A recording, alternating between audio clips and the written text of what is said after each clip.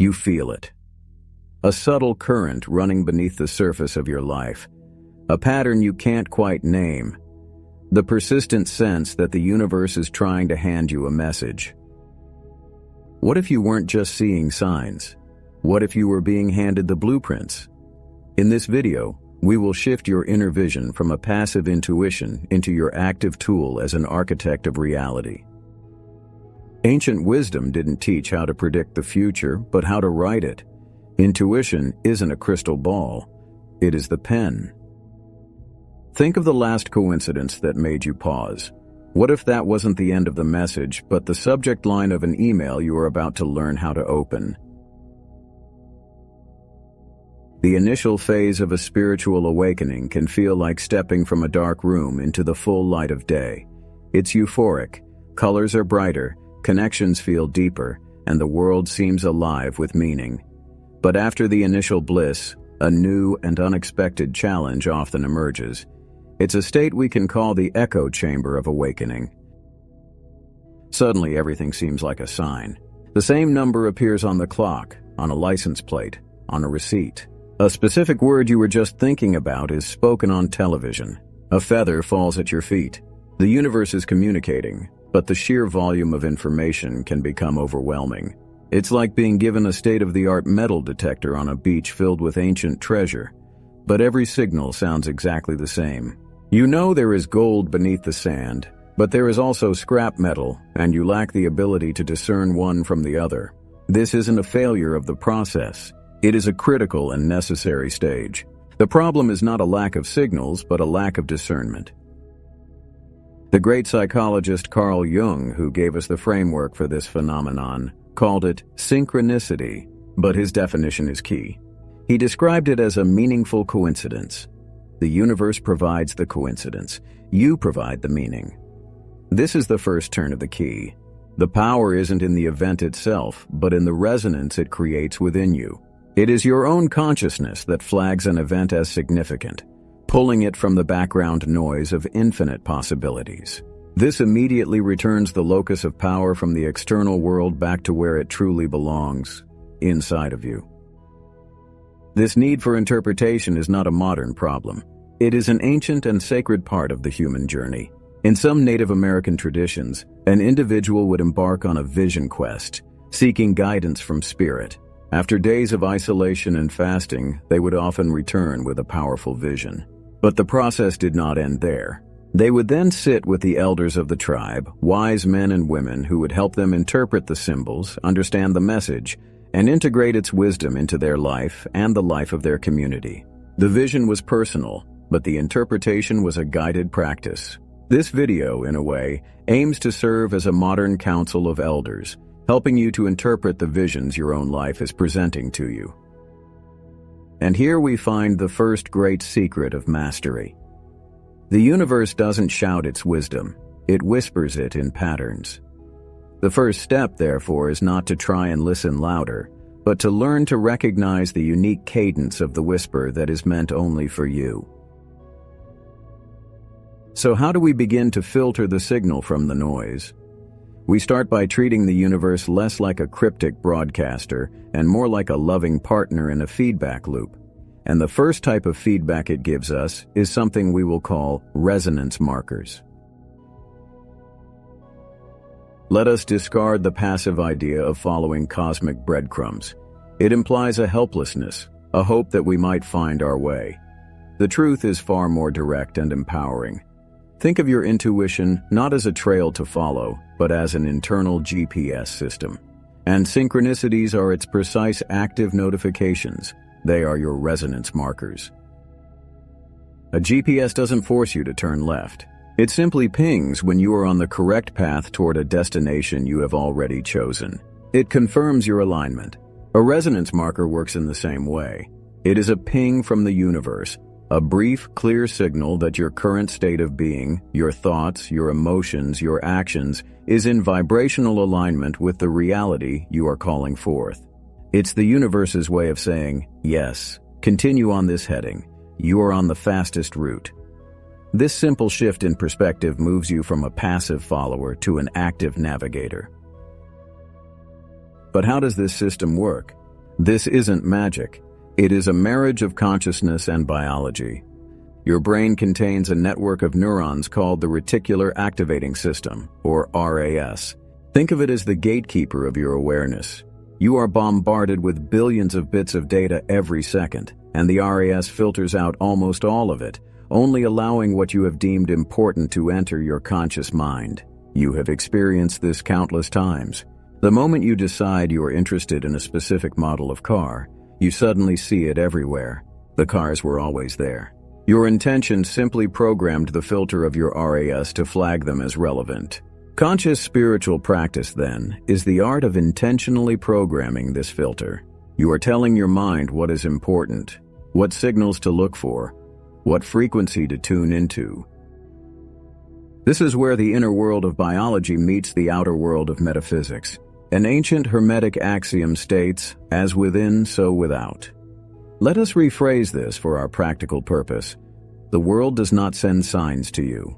The world reveals its signs to you. Your external reality is a feedback panel for your internal state. A resonance marker is simply a moment where your inner frequency and an external event vibrate in perfect harmony, and your newly programmed RS flags it for your attention. It is a perfect, seamless feedback loop. Your intention fine-tunes your brain's receiver, which then allows you to perceive the universal broadcast that has been playing all along. So your internal GPS is online. The pings of confirmation, these resonance markers, are beginning to appear with more frequency. You are no longer lost in the static. But you may have noticed that these signals, while clear, are written in a kind of code. To understand the specific instructions, to read the street names on the map, you need your own personal decryption key. You need to learn how to translate your own symbolic language. Your internal GPS is active. The resonance markers are pinging, confirming your alignment. But these pings, while validating, lack detail. They are written in a code, a language unique to you. To read the map itself, you need a key to decipher this code. You need your own personal Rosetta Stone. The original Rosetta Stone was the key that unlocked the mystery of Egyptian hieroglyphs. It was so effective because it contained the exact same text written in a language that scholars already knew: ancient Greek. The known unlocked the unknown. For you, the known language is not Greek.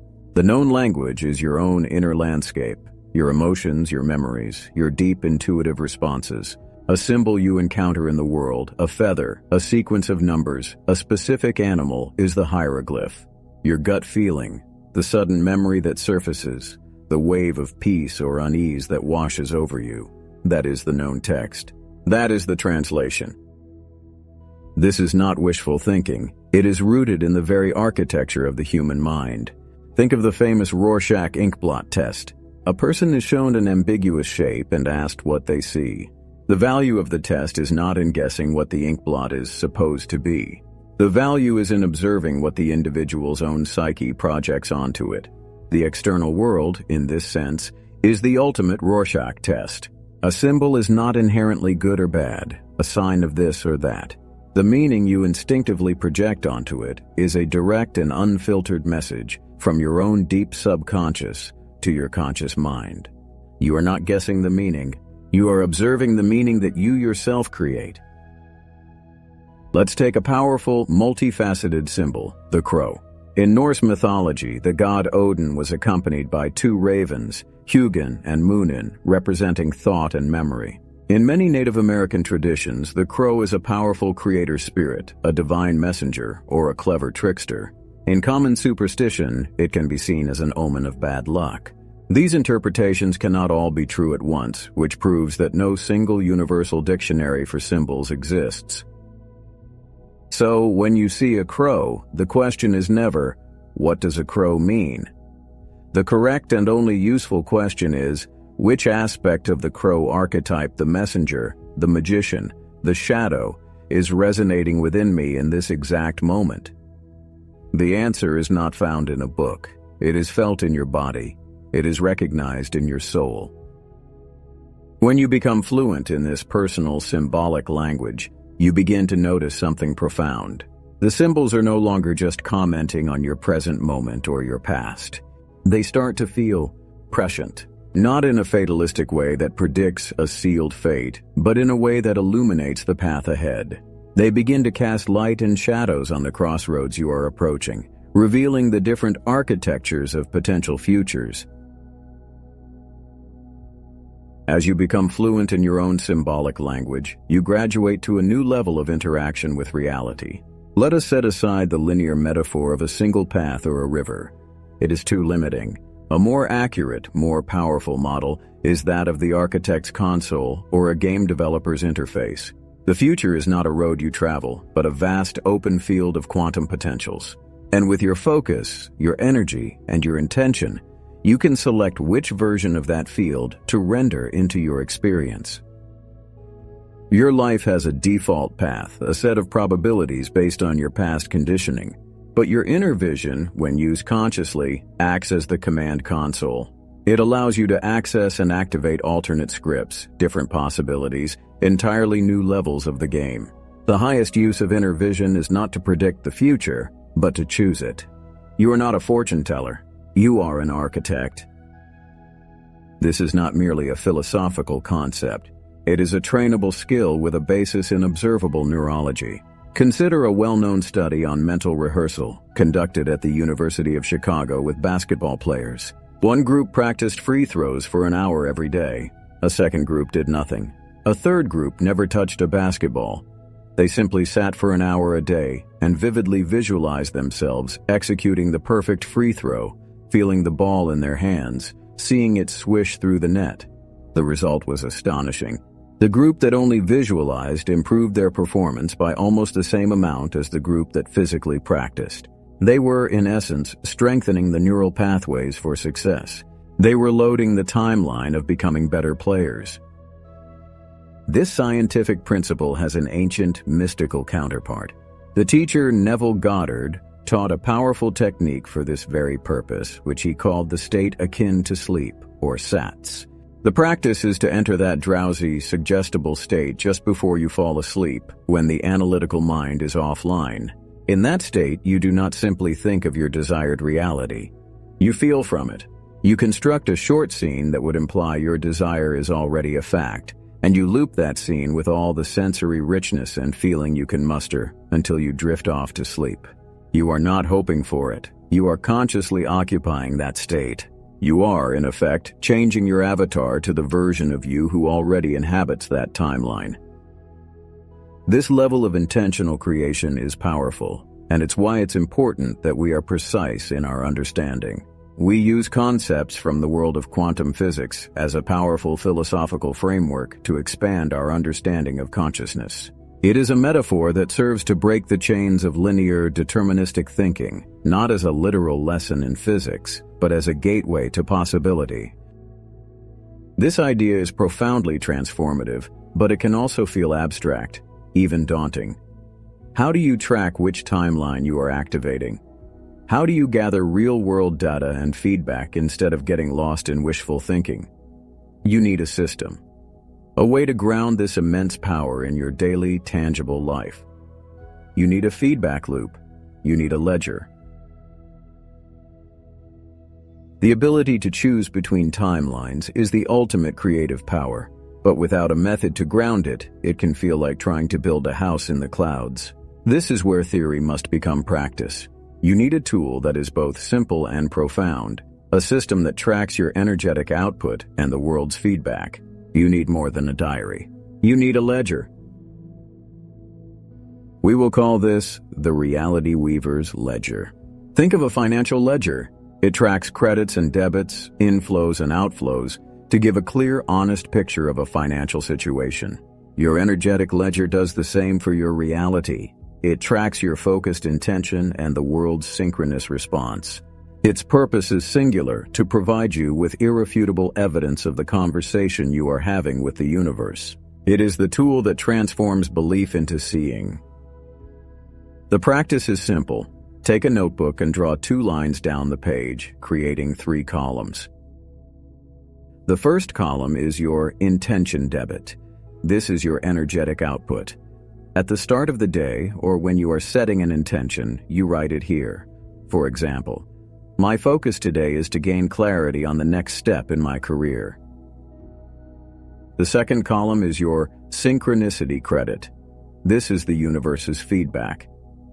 Throughout the day, you log the relevant resonance markers.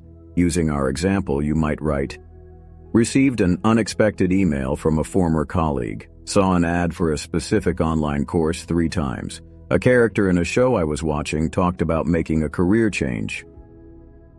The third and most important column is your balance, or your insight. This is where you become the weaver. At the end of the day, you look at the first 2 columns and interpret the pattern. You might write, "The feedback is not pointing to a completely new job, but to upskilling. The universe is not giving me the destination, but it is illuminating the next step on the path, learning." Herein lies the profound shift.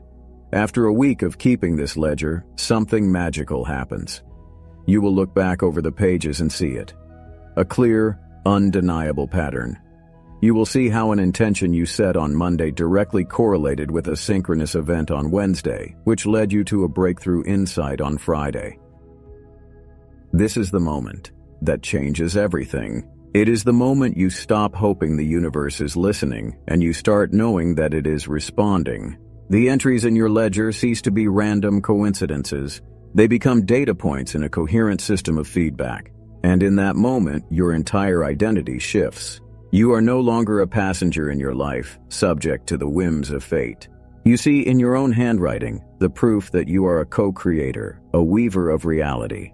And this ledger is your book of patterns.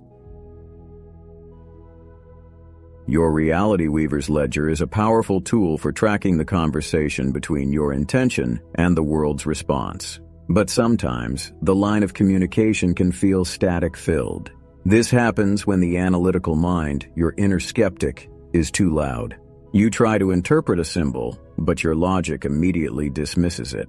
You ask for clarity, but your mind offers a dozen conflicting opinions instead of a single quiet insight.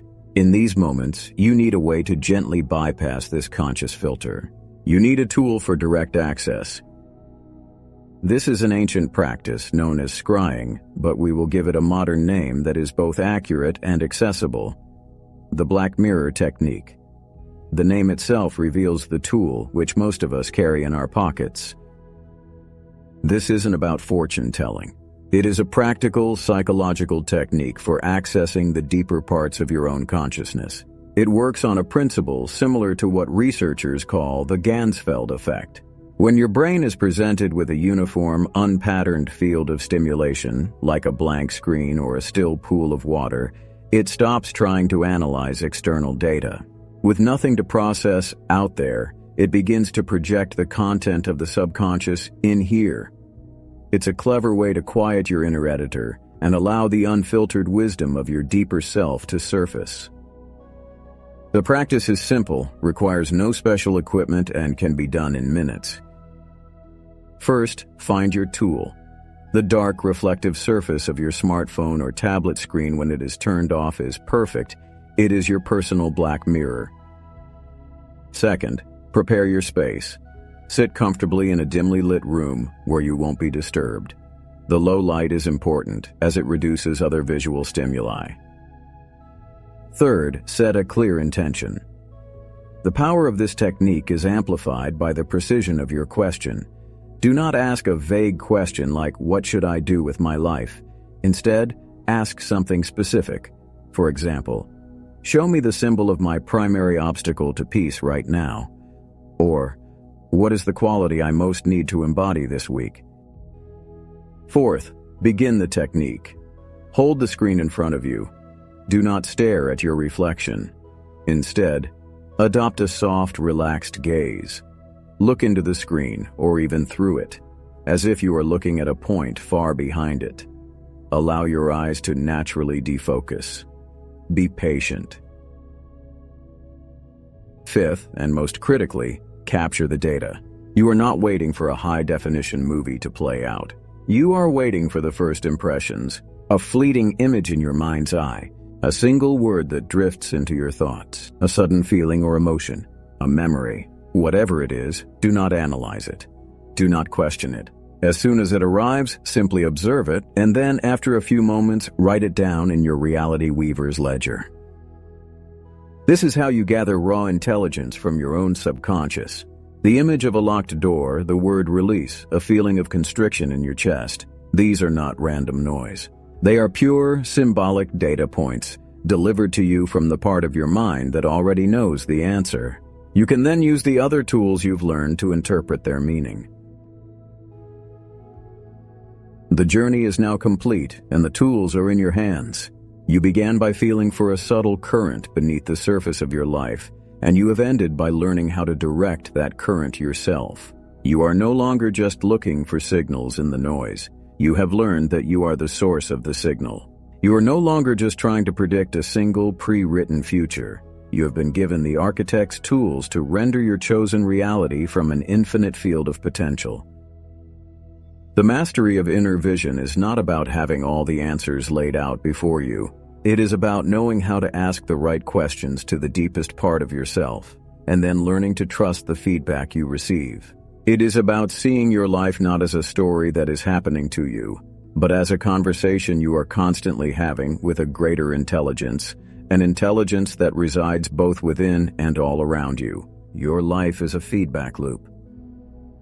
As the neuroscientist David Eagleman so perfectly put it, reality, it turns out, is more of a proposal than a finished fact. You are in a constant state of negotiation, of co-creation with the universe. And every thought, every feeling, every focused intention is another term in that proposal. So as you move forward from this space, carry this one shift in your awareness. Do not ask the world, "What is going to happen to me today?" That is the question of a passenger. Instead, ask yourself, "What reality am I choosing to nurture in this very moment?" That is the question of the architect, the artist, the weaver. In your new role as a conscious navigator, what is the first intention debit you will record in your reality weaver's ledger? What is the one signal you will choose to be? Share that intention in the comments below. Let us begin to weave together,